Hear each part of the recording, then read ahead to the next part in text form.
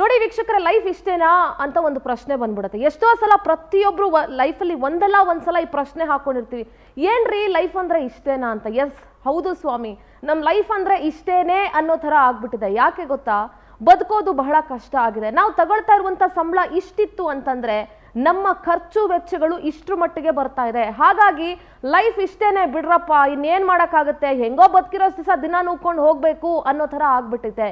ಯಾಕೆ ಅಂತಂದ್ರೆ ಪ್ರತಿದಿನ ನಾವು ಖರ್ಚು ಮಾಡ್ತಾ ಇರುವಂತಹ ರೀತಿ ಇದೆಯಲ್ಲ, ಅಂದ್ರೆ ನಮ್ಮ ಖರ್ಚು ಕಡಿಮೆ ಇರಬಹುದು, ಆದ್ರೆ ಅದರ ಬೆಲೆ ಜಾಸ್ತಿ ಆಗ್ತಾ ಇದೆ.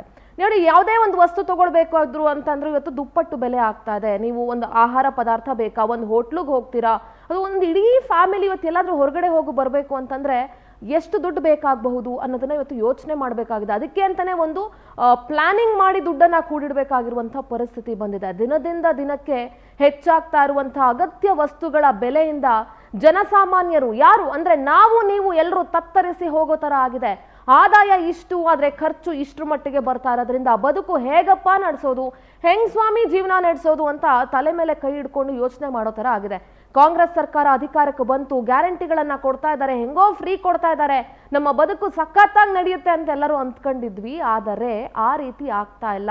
ಉಸಿರಾಡುವಂತಹ ಗಾಳಿ ಒಂದಕ್ಕೆ ಬಿಟ್ಟು ಇನ್ನೆಲ್ಲದಕ್ಕೂ ಕೂಡ ನಾವು ದುಪ್ಪಟ್ಟು ಮೂರ್ಪಟ್ಟು ಬೆಲೆಯನ್ನ ಕಟ್ಟುವಂತಹ ಪರಿಸ್ಥಿತಿ ಬಂದಿದೆ. ಹಾಗಾದ್ರೆ ಬನ್ನಿ, ಬೆಲೆ ಏರಿಕೆ ಬಗ್ಗೆ ಜನ ಏನ್ ಹೇಳ್ತಾ ಇದ್ದಾರೆ, ಬೆಲೆ ಏರಿಕೆ ಯಾವ ರೀತಿ ಓಡ್ತಾ ಇದೆ ಅನ್ನೋದ್ರ ಬಗ್ಗೆ ಇವತ್ತಿನ ಈ ಲೈಫು ಇಷ್ಟೇನಾ ವಿಶೇಷ ಬುಲೆಟಿನ್ ಅಲ್ಲಿ ಕಂಪ್ಲೀಟ್ ಮಾಹಿತಿ ನೀಡ್ತಾ ಹೋಗ್ತೀನಿ. ಇದೇ ಹೊತ್ತಿನ ವಿಶೇಷ ಲೈಫು ಇಷ್ಟೇನಾ. ನೋಡಿ, ದಿನ ದಿನಕ್ಕೂ ಹೆಚ್ಚಾಗ್ತಾ ಇದೆ ಅಗತ್ಯ ವಸ್ತುಗಳ ಬೆಲೆ. ಆದಾಯ ಹೆಚ್ಚಾಗ್ತಾ ಇಲ್ಲ, ಆದ್ರೆ ವೆಚ್ಚ ಮಾತ್ರ ಡಬಲ್ ಟ್ರಿಬಲ್ ಜಾಸ್ತಿ ಆಗ್ತಾನೇ ಹೋಗ್ತಾ ಇದೆ. ಹೀಗೆ ಆದ್ರೆ ಜನಸಾಮಾನ್ಯರು ಜೀವನ ನಡೆಸೋದು ಹೆಂಗ್ ಸ್ವಾಮಿ ಜೀವನ ಮಾಡೋದು? ಜೀವನ ನಿರ್ವಹಣೆಯ ಜೊತೆಗೆ ಭವಿಷ್ಯದ ಗತಿ ಏನು? ಇವತ್ತು ದುಡಿತಾ ಇರೋದು ಇವತ್ತಿಗೆ ಸಾಕಾಗ್ತಿಲ್ಲ ಅಂತಂದ್ರೆ ಸೇವಿಂಗ್ಸ್ ಬಗ್ಗೆ ನಾವು ಹೆಂಗ್ರಿ ಯೋಚನೆ ಮಾಡೋಕ್ಕಾಗತ್ತೆ? ಹೆಚ್ಚುತ್ತಿರುವ ಬೆಲೆ ಏರಿಕೆ ಮಧ್ಯೆ ಮಕ್ಕಳ ಸ್ಕೂಲು ಭಾರಿ ಹೊರೆ ಆಗ್ತಾ ಇದೆ. ಪ್ರತಿ ವರ್ಷ ಮಕ್ಕಳ ಸ್ಕೂಲ್ ಶುಲ್ಕ ಕೂಡ ಸಿಕ್ಕಾಪಟ್ಟೆ ಜಾಸ್ತಿ ಆಗ್ತಾ ಇದೆ. LKG UKGಗೆ 1 ರಿಂದ 1.5 ಲಕ್ಷ ದುಡ್ಡು ಕಟ್ಟಬೇಕು. ಹಾಗಾದ್ರೆ ನಮ್ಮನ್ನೆಲ್ಲ ಅಂದ್ರೆ ಜನರನ್ನ ಮೂರ್ಖರಾಗಿ ಮಾಡ್ತಾ ಇದ್ದಾರ ನಮ್ಮನ್ನ ಆಳ್ತಾ ಇರೋರು. ಹಾಲು, ನೀರು, ವಿದ್ಯುತ್, ಟೋಲ್ ದರ ಇವತ್ತಿನಿಂದಲೇ ಹೆಚ್ಚಳ ಆಗ್ತಾ ಇದೆ. ಫಿನಾನ್ಷಿಯಲ್ ಇಯರ್ ಶುರು ಆಗ್ತಿದೆಯಲ್ಲ, ಇವತ್ತಿನಿಂದನೇ ದುಬಾರಿ ದುನಿಯಾ ಆಗ್ತಾ ಇದೆ. ಈ ದುಬಾರಿ ದುನಿಯಾದಲ್ಲಿ ಸಾಮಾನ್ಯ ಜನ ಬದುಕೋದು ಬಹಳ ಕಷ್ಟ ಆಗಿದೆ. ಇದ್ರ ಹೊಡೆತ ಯಾರಿಗೆ ಬೀಳುತ್ತೆ ಗೊತ್ತಾ? ದೊಡ್ಡವ್ರಿಗೇನು ಬೀಳಲ್ಲ, ಅಂದ್ರೆ ವೆಲ್ ಸೆಟಲ್ಡ್ ಅವ್ರಿಗೇನು ಬೀಳಲ್ಲ. ಇದ್ರ ಹೊಡೆತ ಫಸ್ಟ್ ಬೀಳೋದು ಯಾರಿಗೆ ಗೊತ್ತಾ? ಒಂದು ಮಿಡಲ್ ಕ್ಲಾಸ್ಗೆ. ತೆರಿಗೆ ಕಟ್ಟೋದ್ರಲ್ಲಿ ಹೆಚ್ಚಿನ ಪಾಲಿರೋದು ಮಿಡಲ್ ಕ್ಲಾಸ್ದು. ಒಂದು ಮಿಡಲ್ ಕ್ಲಾಸ್ಗೆ ಹೊರೆ ಆಗ್ತಾ ಇದೆ. ಇನ್ನೊಂದು ಆವತ್ತು ಕೂಲಿ ಮಾಡಿ ಆವತ್ತು ಬಂದು ಊಟ ಮಾಡುವಂಥವ್ರಿಗೆ ಇದರ ಹೊರೆ ಸಿಕ್ಕಾಪಟ್ಟೆ ಜಾಸ್ತಿ ಆಗ್ತಾ ಇದೆ. ನೋಡಿ, ಯಾವ ದರ ಎಷ್ಟೆಷ್ಟಿದೆ ಅನ್ನೋದನ್ನ ಗಮನಿಸ್ತಾ ಇದ್ದೀರಿ. ಹಾಲು ಮತ್ತೆ ಮೊಸರಿನ ಬೆಲೆ 4 ರೂಪಾಯಿ ಜಾಸ್ತಿ ಮಾಡಿದ್ದಾರೆ. ಇದರಿಂದ ನಿಜಕ್ಕೂ ಕೂಡ ಕಷ್ಟ ಆಗುತ್ತೆ. 4 ರೂಪಾಯಿ ಅಷ್ಟೇ ತಾನೇ ಅಂತ ಹೇಳ್ತಾರೆ, ಆದರೆ 4 ರೂಪಾಯಿ ಇದು ಆಲ್ರೆಡಿ ಸರ್ಕಾರ ಬಂದಾಗ್ಲಿಂದ 3ನೇ ಸಲ ಹಾಲಿನ ದರ ಜಾಸ್ತಿ ಮಾಡಿರೋದು. ಪ್ರತಿ ಲೀಟರ್ ನೀರಿಗೆ 1 ಪೈಸೆ ಜಾಸ್ತಿ ಮಾಡಿದ್ದಾರೆ. ಪ್ರತಿ ಲೀಟರ್ ನೀರಿಗೆ, ಕುಡಿಯೋ ನೀರಿಗೆ 1 ಪೈಸೆ ಜಾಸ್ತಿ ಮಾಡಿದ್ದಾರೆ. ಪ್ರತಿ ಯೂನಿಟ್ ವಿದ್ಯುತ್ ದರ ಕೂಡ 36 ಪೈಸೆ ಜಾಸ್ತಿ ಮಾಡಿದ್ದಾರೆ. ಅಂದ್ರೆ ಯೋಚನೆ ಮಾಡಿ ಎಷ್ಟು ಕಷ್ಟ ಆಗಬಹುದು ಬದುಕಲಿಕ್ಕೆ ಅಂತ ಹೇಳಿ. ಪ್ರತಿ ತಿಂಗಳಿಗೆ ವಿದ್ಯುತ್ ಶುಲ್ಕ ಸಹ 20 ರೂಪಾಯಿ ಏರಿಕೆ ಆಗತ್ತೆ. ಎಲ್ಲದರ ಬೆಲೆ ಏರಿಕೆ ಆಗ್ತಾ ಇದೆ. ಮುದ್ರಾಂಕ ಶುಲ್ಕ, ಸ್ಟ್ಯಾಂಪ್ ಡ್ಯೂಟಿ ಚಾರ್ಜಸ್ 50 ರೂಪಾಯಿಂದ 500 ರೂಪಾಯಿಗೆ ಜಾಸ್ತಿ ಮಾಡಿದ್ದಾರೆ. ಅಂದ್ರೆ ಎಷ್ಟು ಮಟ್ಟಿಗೆ ಜಾಸ್ತಿ ಆಯ್ತು? ಅಫಿಡೇವಿಟ್ ಶುಲ್ಕ 20 ರೂಪಾಯಿಲಿದ್ದನ್ನ 200 ರೂಪಾಯಿಗೆ ಏರಿಕೆ ಮಾಡಿದ್ದಾರೆ. ಗ್ಯಾರಂಟಿ ಕೊಡ್ತೀವಿ ಅಂತ ಹೇಳ್ಬಿಟ್ಟು ಎಲ್ಲಾದ್ರಲ್ಲೂ ಬೆಲೆ ಏರಿಕೆ. 10 ರೂಪಾಯಿ ಕೊಟ್ರೆ 100 ರೂಪಾಯಿ ನಾವು ವಾಪಸ್ ಕೊಡ್ತಾ ಇದೀವಿ. ಇದನ್ನ ಗಮನದಲ್ಲಿ ಇಟ್ಕೊಳ್ಬೇಕು. ರಾಜ್ಯ ಹೆದ್ದಾರಿಗಳಲ್ಲಿ ಟೋಲ್ ದರ ಕೂಡ 3% ಇಂದ 5% ವರೆಗೂ ಇನ್ಕ್ರೀಸ್ ಮಾಡ್ತಾ ಇದ್ದಾರೆ. ಸ್ಟೇಟ್ ಹೈವೇಗಳಲ್ಲಿ ಟೋಲ್ ಚಾರ್ಜಸ್ ಎಷ್ಟು ಮಟ್ಟಿಗೆ ಹೊರೆ ಆಗ್ತಾ ಇದೆ. ಇದು ಹೊರೆ ಆಗುತ್ತೆ ಜನಸಾಮಾನ್ಯರಿಗೆ ಅಂತಂದ್ರೆ ಬಹಳ ಕಷ್ಟ ಇದೆ ರೀ. ಇವತ್ತು ಎಷ್ಟೋ ಜನ ಒಂದು ತುತ್ತು ಊಟ ಮಾಡ್ಲಿಕ್ಕೂ ಕೂಡ ಬಹಳ ಯೋಚನೆ ಮಾಡ್ತಾರೆ. ಆ್ಯಂಡ್ ಸ್ಪೆಷಲಿ ಏನು ಗೊತ್ತಾ, ಬೆಂಗಳೂರಲ್ಲಿರೋರು ಇವತ್ತಿನಿಂದ ಮನೆಗಳಲ್ಲಿ ಕಸ ಬಿಸಾಕ್ತೀವಲ್ಲ, ಅದಕ್ಕೂ ಕೂಡ ನಾವು ಟ್ಯಾಕ್ಸ್ ಕಟ್ಟಬೇಕು. ಸೆಸ್ ಜಾರಿ ಆಗುತ್ತೆ ಇವತ್ತಿನಿಂದಲೇ. ಸೊ ಅದು ಕೂಡ ನಾವು ಕಟ್ತಾ ಹೋಗ್ಬೇಕಾಗತ್ತೆ. ಇನ್ನು ಬೇಕಾಬಿಟ್ಟು ಕಸನೂ ಬಿಸಾಕಕ್ಕಾಗಲ್ಲ. ನಾವು ಎಷ್ಟರ ಮಟ್ಟಿಗೆ ಬದುಕು ನಡೆಸೋದು ಕಷ್ಟ ಆಗಿದೆ ಅನ್ನೋದನ್ನ ನಾವು ಗಮನಿಸ್ತಾ ಹೋಗ್ಬೇಕಾಗತ್ತೆ. ಕೇಂದ್ರ ಮತ್ತು ರಾಜ್ಯ ಸರ್ಕಾರಗಳು ಇಬ್ಬರೂ ಕೂಡ ಕಾಂಪಿಟೇಷನ್ ಮೇಲೆ ಕಾಂಪಿಟೇಷನ್. ನಾವು ದರ ಜಾಸ್ತಿ ಮಾಡ್ತೀವಿ, ನಾವು ಪ್ರೈಸ್ ಹೈಕ್ ಮಾಡ್ತೀವಿ ಅಂತ ಇಬ್ರು ಕಾಂಪಿಟೇಷನ್ ಬಿದ್ದಿದ್ದಾರೆ. ಸೊ ಹಾಗಾಗಿ ಇದರ ಹೊಡೆತ ಬೀಳ್ತಾ ಇರೋದು ಜನಸಾಮಾನ್ಯರ ಮೇಲೆ. ವೋಟ್ ಹಾಕಿ ಗೆಲ್ಸಿದೀವಲ್ಲ, ಇವತ್ತು ನಾವು ಪ್ರಶ್ನೆ ಮಾಡ್ಲಿಕ್ಕೆ ಆಗಲ್ಲ ಅವರನ್ನ. ಪ್ರಶ್ನೆ ಮಾಡೋದಿರಲಿ, ಅವ್ರ ಮನೆ ಬಾಗ್ಲಿಗೂ ಹೋಗಿ ಕೇಳೋಕ್ಕಾಗಲ್ಲ. ಕೇಳಿದ್ರೆ ನೋಡಿದ್ರಲ್ಲ ಮಧು ಬಂಗಾರಪ್ಪ ಅವ್ರು ಯಾವ ರೀತಿ ಪೋಷಕರನ್ನ ಮತ್ತು ಮಾಧ್ಯಮದವ್ರನ್ನ ಗದರಿಸಿ ಕಳಿಸಿದ್ರು ಅಂತ ಹೇಳಿ. ಸೊ ಅಂಥ ಪರಿಸ್ಥಿತಿ ಇವತ್ತು ನಿರ್ಮಾಣ ಆಗಿದೆ ರಾಜ್ಯದಲ್ಲಿ. ಇನ್ನು ಇಂದಿನಿಂದಲೇ ರಾಜ್ಯದಲ್ಲಿ ಮತ್ತಷ್ಟು ದುಬಾರಿ ದುನಿಯಾ. ನಿತ್ಯ ಮನೆ ಮನೆಯಲ್ಲೂ ಬಳಸೋ ಹಾಲಿನ ದರ ದುಬಾರಿ ಆಗಿದೆ.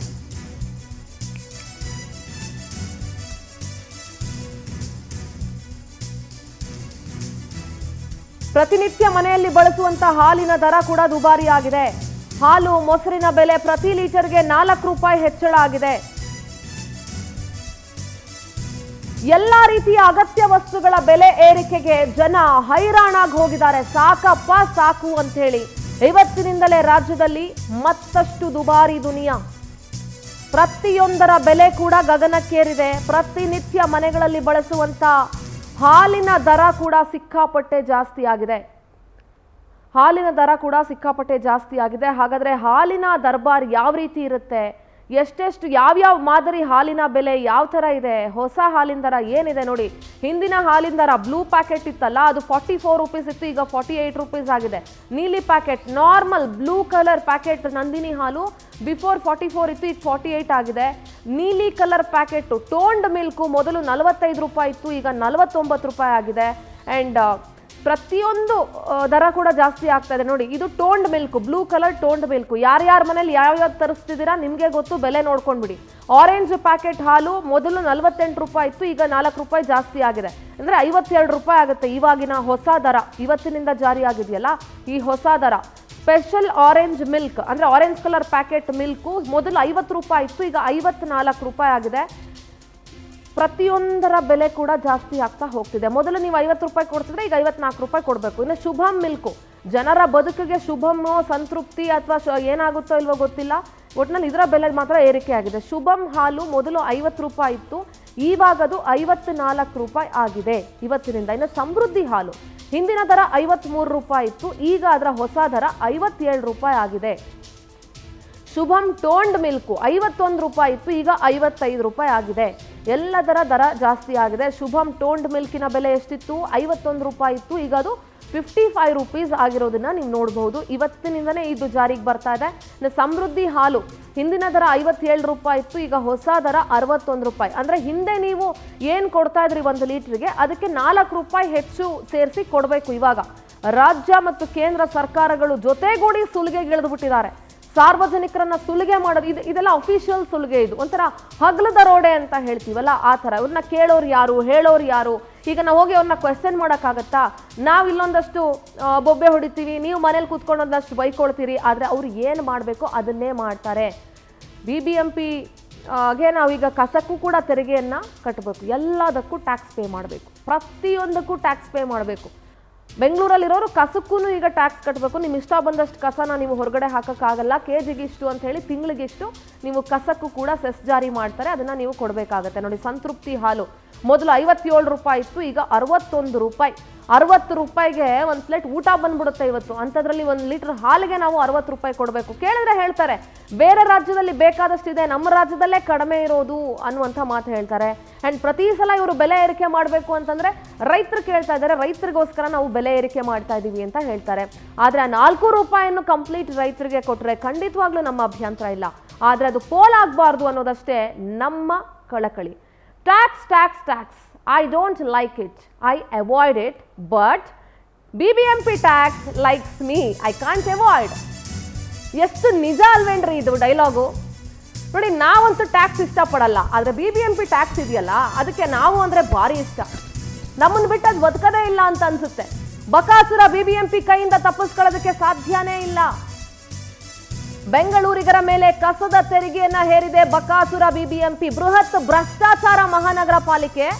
ಸಿಲಿಕಾನ್ ಸಿಟಿಯಲ್ಲಿ ಇವತ್ತಿನಿಂದ ಕಸದ ಮೇಲೆ ಸೆಸ್ ಜಾರಿ ಆಗ್ತಾ ಇದೆ. ಇದ್ರ ಕೈಯಿಂದ ಅಂತೂ ನಾವು ತಪ್ಪಿಸ್ಕೊಳಕ್ಕಾಗಲ್ಲ. ಮನೆಗಳ ವಿಸ್ತೀರ್ಣ ಅಂದ್ರೆ ನಿಮ್ಮ ಮನೆ ಎಷ್ಟು ಸ್ಕ್ವೇರ್ ಫೀಟ್ ಇರುತ್ತೋ ಅದನ್ನ ಆಧರಿಸಿ ಕಸದ ತೆರಿಗೆಯನ್ನ ನಿಗದಿ ಮಾಡಲಾಗುತ್ತೆ. ವರ್ಷಕ್ಕೊಂದ್ಸಲ ಮನೆಯ ತೆರಿಗೆ ಜೊತೆ ಕಸದ ಸೆಸ್ ಕೂಡ ವಸೂಲಿ ಮಾಡ್ತಾರೆ, ನೆನಪಿರಲಿ. ವಾಣಿಜ್ಯ ಕಟ್ಟಡಗಳಿಗೂ ಕೂಡ ಕಸದ ಸೆಸ್ ಭಾರ ಮತ್ತಷ್ಟು ಜಾಸ್ತಿ ಆಗುತ್ತೆ. ಹಿಂದೆಲ್ಲ ಹೋಟೆಲ್ನಲ್ಲಿ 1 kg ಕಸಕ್ಕೆ 5 ರೂಪಾಯಿ ತಗೊಳ್ತಾ ಇದ್ರು. ಇವಾಗ ಅದನ್ನು ಚೇಂಜ್ ಮಾಡಿಬಿಟ್ಟು 12 ರೂಪಾಯಿಗೆ ಏರಿಕೆ ಮಾಡಿದ್ದಾರೆ. 5 ರೂಪಾಯಿಂದ 12 ರೂಪಾಯಿಗೆ ಏರಿಕೆ ಮಾಡಿದ್ದಾರೆ. ಕಸದ ಸೆಸ್ ಮೂಲಕ 600 ಕೋಟಿ ಬಿಬಿಎಂಪಿ ಬೊಕ್ಕಸಕ್ಕೆ ಸಾಧ್ಯತೆ ಇದೆ. ನೋಡಿ, ನಾವು ಯಾರಿಂದ ತಪ್ಪಿಸ್ಕೊಳ್ತೀವೋ ಬಿಡ್ತೀವೋ ಗೊತ್ತಿಲ್ಲ, ಆದರೆ ಬಿಬಿಎಂಪಿ ಕೈಯಿಂದ ತಪ್ಪಿಸ್ಕೊಳ್ಳೋದಕ್ಕೆ ಸಾಧ್ಯನೇ ಇಲ್ಲ. ಬೆಂಗಳೂರಿಗರ ಮೇಲೆ ಯಾವ್ಯಾವ ರೀತಿ ಟ್ಯಾಕ್ಸ್ನ ಹಾಕಬಹುದು ಅಂತ ಯೋಚನೆ ಮಾಡ್ತಾ ಇದೆ. ನೋಡಿ, 0ಯಿಂದ 600 ಚದರ ಅಡಿವರೆಗಿನ ಕಟ್ಟಡಕ್ಕೆ ತಿಂಗಳಿಗೆ 10 ರೂಪಾಯಿ, ವರ್ಷಕ್ಕೆ 120 ರೂಪಾಯಿ ಆಗುತ್ತೆ. ಅಷ್ಟೇ ತಾನೇ, 120 ರೂಪಾಯಿ ತಾನೇ ಹಿಂಗೆ ತೆಗೆದು ಕೊಟ್ಬಿಡೋಣ ಅಂತ ನೀವು ಅಂದ್ಕೊಳ್ತಾ ಇರಬಹುದು. ಅದು ಹಂಗೆ ಅಂದ್ಕೊಳ್ಳೋಷ್ಟು ಸುಲಭ ಇಲ್ಲ. ಇನ್ನು 600ಇಂದ 1000 ಸ್ಕ್ವೇರ್ ಫೀಟ್ ವರೆಗಿನ ಕಟ್ಟಡಕ್ಕೆ ತಿಂಗಳಿಗೆ 50 ರೂಪಾಯಿ ಅಂದರೆ ವರ್ಷಕ್ಕೆ 600 ರೂಪಾಯಿ ಆಯಿತು. 600ರಿಂದ 1000 ಚದರ ಅಡಿವರೆಗಿನ ಕಟ್ಟಡ 50 ರೂಪಾಯಿ ತಿಂಗಳಿಗೆ ಅಂದರೆ ವರ್ಷಕ್ಕೆ 600 ರೂಪಾಯಿ. 1000ಇಂದ 2000 ಚದರ ಅಡಿವರೆಗಿನ ಕಟ್ಟಡಕ್ಕೆ ತಿಂಗಳಿಗೆ 100 ರೂಪಾಯಿ ಅಂದರೆ ವರ್ಷಕ್ಕೆ 1200 ರೂಪಾಯಿ. 1000 to 2000 ಸ್ಕ್ವೇರ್ ಫೀಟ್ ಆ ಮೆಜರ್ಮೆಂಟ್ ಇದ್ದರೆ 100 ರೂಪಾಯಿ ತಿಂಗಳಿಗೆ ಅಂದರೆ ವರ್ಷಕ್ಕೂ ಎಷ್ಟಾಗುತ್ತೆ ಅಷ್ಟು ಕೊಡಬೇಕು. ಇನ್ನು 2000ರಿಂದ 3000 ಚದರ ಅಡಿವರೆಗಿನ ಕಟ್ಟಡಕ್ಕೆ ತಿಂಗಳಿಗೆ 150 ರೂಪಾಯಿ, ವರ್ಷಕ್ಕೆ 1800 ರೂಪಾಯಿ ನಾವು ಟ್ಯಾಕ್ಸನ್ನು ಕಟ್ಟಬೇಕಾಗತ್ತೆ 2000 to 3000 ಸ್ಕ್ವೇರ್ ಫೀಟ್ಗೆ. ಇನ್ನು 3000ಇಂದ 4000 ಚದರ ಅಡಿವರೆಗಿನ ಕಟ್ಟಡಕ್ಕೆ ತಿಂಗಳಿಗೆ 200 ರೂಪಾಯಿ ಅಂದರೆ ವರ್ಷಕ್ಕೆ 2400 ರೂಪಾಯಿ ಕಟ್ಟಬೇಕು ನಾವು. ಇನ್ನು 3000ದಿಂದ 4000 ಚದರ ಅಡಿವರೆಗಿನ ಕಟ್ಟಡಕ್ಕೆ ವರ್ಷಕ್ಕೆ 2400 ರೂಪಾಯಿ ಕಟ್ಟಬೇಕು. 4000 ಪ್ಲಸ್ ಇದ್ದರೆ ತಿಂಗಳಿಗೆ 400 ರೂಪಾಯಿ ಅಂದರೆ ವರ್ಷಕ್ಕೆ 4800 ರೂಪಾಯಿನ ಕಟ್ಟಬೇಕಾಗತ್ತೆ. ಒಟ್ಟಾರೆ ಈ ಕಸದ ತೆರಿಗೆಯಿಂದಲೇ 600 ಕೋಟಿ ತನ್ನ ಬೊಕ್ಕಸಕ್ಕೆ ಬರುತ್ತೆ ಅನ್ನುವಂಥ ಲೆಕ್ಕಾಚಾರದಲ್ಲಿ ಬಿಬಿಎಂಪಿ ಇದೆ. ನೋಡಿದ್ರಾ ಯಾವ್ಯಾವ್ದ್ರಲ್ಲೆಲ್ಲ ಇವರು ತೆರಿಗೆ ಕಲೆಕ್ಟ್ ಮಾಡೋಕ್ಕೆ ಪ್ಲಾನ್ ಮಾಡ್ಕೊಂಡಿದ್ದಾರೆ ಅಂತ ಹೇಳಿ. ಕಸನೂ ಇನ್ನು ನೀವು ಬಿಸಾಕಬೇಕಾದ್ರೆ ಅಳ್ದು ತೂಗಿ ಬಿಸಾಕಬೇಕು. ಎಷ್ಟೇ ನೀವೊಂದು kg ಹಾಕಿ, ಒಂದು 2 kg ಹಾಕಿ, ನೀವು ತಿಂಗಳಿಗೆ ಇಷ್ಟು ಅಂತ ಕೊಡಲೇಬೇಕು ದುಡ್ಡು. ಸೊ ಈಗ ಅದು ಮೆಜರ್ಮೆಂಟ್ ವೈಸ್ಗೆ ಡಿವೈಡ್ ಮಾಡಿದ್ದಾರೆ. 0ಯಿಂದ 600 ಚದರ ಹೊರಗಿನ ಇದ್ದರೆ ಇಷ್ಟು, 4000 ಸ್ಕ್ವೇರ್ ಫೀಟ್ ಮೇಲಿದ್ರೆ ಇಷ್ಟು ಅಂತ ಡಿವೈಡ್ ಮಾಡ್ಕೊಂಡಿದ್ದಾರೆ ಇವಾಗ ಅಷ್ಟೇ. ಇನ್ನು ಕಸ ಆಯಿತು, ಎಲೆಕ್ಟ್ರಿಸಿಟಿ ಆಯಿತು, ನೀರಾಯಿತು, ವಾಟರ್ ಬಿಲ್ ಆಯಿತು, ವಾಹನ ಸವಾರರಿಗೆ ಹೆಚ್ಚಾಯಿತು, ಟೋಲ್ ಬಿಲ್ ಏರಿಕೆ ಬಿಸಿ. ಪ್ರತಿನಿತ್ಯ ಓಡಾಡದೆ ಮನೇಲಿ ಕೂತ್ಕೊಳ್ಳೋಕ್ಕಾಗತ್ತಾ? ಆಗಲ್ಲ.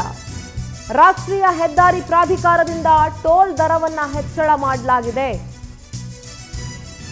Bengaluru Mysuru express way toll ದರ ಕೂಡ ಏರಿಕೆ ಆಗುತ್ತೆ. ಈಗಲೇ ಬಾಯಿ ಬಡ್ಕೊಳ್ಬೇಕು. ಈಗ ಟೋಲ್ ಕಟ್ತಾ ಇರೋ ದುಡ್ಡಿಗೆ ಬಸ್ಸಲ್ಲಿ ಆರಾಮಾಗಿ ಹೋಗಿ ಬಂದ್ಬಿಡ್ಬೋದು. ಹೆದ್ದಾರಿಗಳಲ್ಲಿ 3ರಿಂದ 5% ಅಷ್ಟು ಟೋಲ್ ದರವನ್ನ ಜಾಸ್ತಿ ಮಾಡೋದಕ್ಕೆ ತೀರ್ಮಾನ ಮಾಡಿದ್ದಾರೆ. ವೆಹಿಕಲ್ ನಿಮ್ದು, ರಸ್ತೆ ನಮ್ದು, ಟೋಲ್ ಕಟ್ಟಿ ಅಂತ ಇದೆ ಸರ್ಕಾರ. ಆ ರಸ್ತೆ ಏನು ನಿಮ್ಮ ಮನೆಯಿಂದ ತಗೊಂಬಂದು ಕಟ್ಟಿದ್ರ? ಆ ರಸ್ತೆನೂ ನಮ್ಮ ದುಡ್ಡೇನೆ, ನಮ್ಮ ತೆರಿಗೆ ಹಣದಲ್ಲಿ ರಸ್ತೆ ಮಾಡಿ ಆ ರಸ್ತೆಯಲ್ಲಿ ನಾವು ಓಡಾಡಬೇಕಂದ್ರೆ ಪುನಃ ಅದಕ್ಕೆ ದುಪ್ಪಟ್ಟು ದುಡ್ಡು ಕಟ್ಬಿಟ್ಟು ಓಡಾಡಬೇಕು. ಎಂಥ ಹಣೆ ಬರ ರೀ ನಮ್ಮದು, ಎಂಥ ಹಣೆ ಬರ ಹೇಳಿ. ನೋಡಿ, ಕೆಲವು ದೇಶಗಳಲ್ಲಿ ಟ್ಯಾಕ್ಸೇ ಇಲ್ಲ. For example Dubai is a tax free country ಅಂತ ನಾವು ಹೇಳ್ತೀವಿ. ಅಲ್ಲಿ ಜನ ಏನು ದುಡಿತಾರೋ ಅದಷ್ಟು ಅವರಿಗೆ ಸಿಗುತ್ತೆ. ಸೊ ಬದುಕು ಬಹಳ ಬೇಗ ಮೇಲಕ್ಕೆ ಹೋಗ್ತಾ, ಅಂದರೆ ಡೆವಲಪ್ ಬೇಗ ಆಗ್ತಾರೆ ಲೈಫಲ್ಲಿ. ಬಟ್ ನಮ್ಮ ದೇಶದಲ್ಲಿ ಹಂಗಿಲ್ಲ. ನಾವು ಉಸಿರಾಡೋ ಗಾಳಿ ಬಿಟ್ಟು ಇನ್ನೆಲ್ಲದಕ್ಕೂ ನಾವು ಟ್ಯಾಕ್ಸ್ ಕಟ್ತಾ ಇದ್ದೀವಿ. ನೀರಿಗೆ ಟ್ಯಾಕ್ಸ್ ಕಟ್ಟಬೇಕು, ನಾವು ಓಡಾಡೋ ರೋಡಿಗೆ ಟ್ಯಾಕ್ಸ್ ಕಟ್ಟಬೇಕು, ತಗೊಳ್ಳೋ ಗಾಡಿಗೆ ಟ್ಯಾಕ್ಸ್ ಕಟ್ಟಬೇಕು, ತಿನ್ನೋ ಅನ್ನಕ್ಕೆ ಟ್ಯಾಕ್ಸ್ ಕಟ್ಟಬೇಕು, ಹಾಕೋ ಬಟ್ಟೆಗೆ ಟ್ಯಾಕ್ಸ್ ಕಟ್ಟಬೇಕು, ಇನ್ನು ಹೆಣ್ಮಕ್ಳು ಮೇಕಪ್ ಮಾಡ್ಕೊಂಡ್ರೆ ಅದಕ್ಕೆ ಟ್ಯಾಕ್ಸ್ ಕಟ್ಟಬೇಕು. ಯಾವುದಕ್ಕೆ ಟ್ಯಾಕ್ಸ್ ಇಲ್ಲ? 50 ಪೈಸೆ ಚಾಕ್ಲೇಟ್ ತಗೊಂಡ್ರೆ ಅದಕ್ಕೂ ಟ್ಯಾಕ್ಸ್ ಕಟ್ಟಬೇಕು ನಾವು. ನಮ್ಮ ಹಣೆ ಬರ ಇದು. ನಾವು ದುಡ್ದಂಥ ಕಂಪ್ಲೀಟ್ ಹಣವನ್ನು ಕೂಡ ನಾವು ಅನುಭವಿಸೋದಕ್ಕಾಗಲ್ಲ. ರಸ್ತೆ ಮಾಡೋದು ಯಾವುದರಲ್ಲಿ? ನಮ್ಮ ತೆರಿಗೆ ಹಣದಲ್ಲೇ. ಪುನಃ ನಾವು ಆ ರಸ್ತೆಯಲ್ಲಿ ಓಡಾಡೋದಕ್ಕೆ ನಾವೇ ದುಡ್ಡು ಕಟ್ಟಬೇಕು ಸ್ವಾಮಿ. ಇಲ್ಲಿ ಅದನ್ನು ಜಾಸ್ತಿ ಮಾಡ್ತಾ ಇದ್ದಾರೆ. ಇದು ಯಾವ ಹಣೆ ಬರ ಹೇಳಿ? ಎಲ್ಲಿಗೆ ಹೋಗ್ಬೇಕ್ರಿ? ಏನಾದರೂ ಒಂದು ಕಾಫಿ ಟೀ ಕುಡಿಯೋಣ ಅಂದರೆ ಹೋಟೆಲ್ಲಿ ಕಾಫಿ ಟೀ ದರ ಜಾಸ್ತಿ ಆಗಿದೆ, ಬಿಕಾಸ್ ಹಾಲಿನ ದರ ಜಾಸ್ತಿ ಆಗಿದೆ. ನೋಡಿ, ಯಾವ್ಯಾವ ಟೋಲಲ್ಲಿ ಎಷ್ಟೆಷ್ಟಿತ್ತು ನೋಡ್ತಾ ಇದ್ದೀರಿ. ಏಕಮುಖ ಸಂಚಾರ ಕಾರು ಮತ್ತು ಜೀಪು ಮೊದಲು 170 ರೂಪಾಯಿ ಇತ್ತು, ಈಗ 180 ರೂಪಾಯಿ ಕಟ್ಟಬೇಕು. 10 ರೂಪಾಯಿ ಜಾಸ್ತಿ ಮಾಡಿದ್ದಾರೆ. 10 ರೂಪಾಯಿ ಜಾಸ್ತಿ ಮಾಡಿದ್ದಾರೆ. 180 ರೂಪೀಸ್ ಕಟ್ಟಬೇಕು ಏಕಮುಖ ಸಂಚಾರ, ಒನ್ ವೇ. ಬೆಂಗಳೂರು ಮೈಸೂರು ಹೆದ್ದಾರಿದು ನಾನು ಹೇಳ್ತಾ ಇರೋದು. ಇನ್ನು ದ್ವಿಮುಖ ಸಂಚಾರ 255 ರೂಪಾಯಿ ಇತ್ತು, ಈಗ 270 ರೂಪಾಯಿ ಕಟ್ಟಬೇಕು. 15 ರೂಪಾಯಿ ಜಾಸ್ತಿ ಮಾಡಿದ್ದಾರೆ. 255, 270 ರೂಪಾಯಿ ಅಂದರೆ ಒಂದು ಬಸ್ ಟಿಕೆಟ್ ದುಡ್ಡಾಗೋಯ್ತದು. ಆಮೇಲೆ 275 ಇತ್ತು ಲಘು ವಾಹನಗಳಿಗೆ, ಲಘು ವಾಣಿಜ್ಯ ವಾಹನಗಳಿಗೆ 275 ರೂಪೀಸ್ ಇತ್ತು, ಈಗ 290 ರೂಪೀಸ್ ಕಟ್ಟಬೇಕು. ಅವರು ಬೇಕಾದ್ರೆ ಬೆಂಗಳೂರು ಟು ಮೈಸೂರು ಹೋಗೋದ್ರೊಳಗೆ ಅವ್ರ ಕಾಫಿ ತಿಂಡಿ ಊಟ ಎಲ್ಲ 290 ರೂಪಾಯಲ್ಲಿ ಮುಗ್ದೋಗುತ್ತೆ. ಇನ್ನು ಮೊದಲು ದ್ವಿಮುಖ ಸಂಚಾರಕ್ಕೆ 415 ರೂಪಾಯಿ ಇತ್ತು, ಈಗ ಜಾಸ್ತಿ ಮಾಡಬೇಕು. ಈಗ ಬಸ್ಸು ಮತ್ತು ಟ್ರಕ್ಗಳು ಒಂದು ಸೈಡ್ಗೆ 580 ರೂಪಾಯಿ ಕಟ್ಟಬೇಕಾಗಿತ್ತು, ಈಗ 605 ರೂಪಾಯಿ ಆಗಿದೆ. ಅದು 25 ರೂಪಾಯಿ ಜಾಸ್ತಿ ಆಗಿದೆ. ಇನ್ನು ದ್ವಿಮುಖ ಸಂಚಾರ ಮಾಡಬೇಕು ಅಂತಂದ್ರೆ ಇದು ಏಕಮುಖ ಸಂಚಾರದ್ದು. ದ್ವಿಮುಖ ಸಂಚಾರ ಮಾಡಬೇಕು ಬೆಂಗಳೂರು ಮೈಸೂರು ಹೆದ್ದಾರಿಲಿ ಅಂದ್ರೆ 905 ರೂಪಾಯಿ ಕೊಟ್ಟಬೇಕು. ಮೊದಲು 870 ರೂಪಾಯಿ ಇತ್ತು ಬಸ್ಸು ಮತ್ತೆ ಟ್ರಕ್ಗಳಿಗೆ, ಈಗ 905 ರುಪೀಸ್ ಅಂದ್ರೆ 35 ರೂಪಾಯಿ ಜಾಸ್ತಿ ಮಾಡಿದ್ರೆ, ಹೆಚ್ಚು ಕಡಿಮೆ 1000 ರೂಪಾಯಿ ಅನ್ಕೊಳ್ಳಿ. ಇನ್ನು 3 ಆಕ್ಸಲ್ ವಾಣಿಜ್ಯ ವಾಹನ 635 ರೂಪಾಯಿ ಇತ್ತು, ಈಗ 660 ರೂಪಾಯಿನ ಕಟ್ಟಬೇಕು. ಎಷ್ಟು ಜಾಸ್ತಿ ಆಗ್ತಾ ಇದೆ ನೋಡಿ, 25 ರೂಪಾಯಿ ಜಾಸ್ತಿ ಆಗಿದೆ. ಟೋಲಲ್ಲೇ ಎಷ್ಟು ಕೋಟಿ ಸಂಪಾದನೆ ಆಗೋಯ್ತು. ಏಕಮುಖ ಸಂಚಾರಕ್ಕೆ ಮೊದಲು 3 ಆಕ್ಸಲ್ ವೆಹಿಕಲ್ಸ್ಗಳು ಕಮರ್ಷಿಯಲ್ಲು 635 ರೂಪಾಯಿ ಕಟ್ತಾ ಇದ್ರು. ಈಗ ಎರಡು ಕಡೆ ಅಂದರೆ 2 ವೇ ಓಡಾಡಬೇಕು ಅಂತಂದರೆ 950 ರೂಪಾಯಿ, ಅಂದರೆ ಈಗ ಇರೋದು 990 ರೂಪಾಯಿ ಕಟ್ಟಬೇಕು. 1000 ರೂಪಾಯಿ ಇನ್ನೊಂದು 10 ರೂಪಾಯಿ ಕಡಿಮೆ 40 ರೂಪಾಯಿ ಜಾಸ್ತಿ ಮಾಡಿದ್ದಾರೆ. ಇದು ಟ್ಯಾಕ್ಸು ಯಾವ ರೀತಿ, ಇದು ಯಾವ ಲೆಕ್ಕಾಚಾರದಲ್ಲಿ ಸ್ವಾಮಿ? ಜನ ಬದುಕಬೇಕಾ ಸಾಯಬೇಕಾ? ಎಂಥ ಭಾಳ ಬದುಕ್ತಾ ಇದೀವ್ರಿ ನಾವು. ದುಡಿಯೋದು ಪೂರ್ತಿ ನಾವು ಟ್ಯಾಕ್ಸ್ಗೆ ಅಂತಲೇ ಎತ್ತಿಟ್ಬಿಡ್ಬೇಕಲ್ಲ. ಬೆಂಗಳೂರು ಮೈಸೂರು ಓಡಾಡಬೇಕು ಅಂತಂದರೆ ಹೆಚ್ಚು ಕಮ್ಮಿ ಹೋಗಿ ಬರೋದಕ್ಕೆ 1000 ರೂಪಾಯಿ, ಅಂದರೆ ಬರೀ ನಾನು ಹೇಳ್ತಾರೆ ಟೋಲ್ ದುಡ್ಡೇ 1000 ರೂಪಾಯಿ ಖರ್ಚು ಮಾಡಬೇಕು. 1000 ರೂಪಾಯಿ ಮೀನ್ಸ್ ಅ ಲಾಟ್. ಮಧ್ಯಮ ವರ್ಗದವರಿಗೆ, ದುಡಿಯೋ ವರ್ಗಕ್ಕೆ, ಕೂಲಿ ಮಾಡೋ ವರ್ಗಕ್ಕೆ, ಅವತ್ತು ತಿನ್ನುವಂಥ ವರ್ಗಕ್ಕೆ it means a lot. Multi axle vehicles 910 ರೂಪಾಯಿ ಇತ್ತು, ಈಗ 945 ರೂಪಾಯಿ ಕಟ್ಟಬೇಕು. ಯಾವ ರೀತಿ ಇದು? ಯಾವ ರೀತಿ ಜನರ ಬದುಕು? ನಿಜಕ್ಕೂ ಕೂಡ ಇದು ಹುಡುಗಾಟ ಅಲ್ಲ. 39 ಪೈಸೆ ತಾನೆ, 4 ರೂಪಾಯಿ ತಾನೆ, 10 ರೂಪಾಯಿ ತಾನೆ ಅಂತ ಅಂದ್ಕೊಳ್ಳೋದಲ್ಲ. ಒಂದು ಗಾಡಿ 10 ರೂಪಾಯಿ ಅಂದರೆ ಎಷ್ಟು ಗಾಡಿಗಳು ಓಡಾಡ್ತವೆ? ಎಷ್ಟು ಕಷ್ಟ ಇದೆ ಸ್ವಾಮಿ. ದುಡಿಯೋದು ಎಲ್ಲಿಗೆ ಹೋಗ್ಬೇಕು? ಎಲ್ಲ ಟ್ಯಾಕ್ಸೇ ಕಟ್ತಿದ್ರೆ ನಾವೇನು ದುಡಿಯೋದು? ಮಕ್ಳನ್ನ ಹೆಂಗೆ ನೋಡ್ಕೊಳ್ಳೋದು? ಮಕ್ಳಿಗೆ ಎಜುಕೇಷನ್ ಹೆಂಗೆ ಕೊಡಿಸೋದು?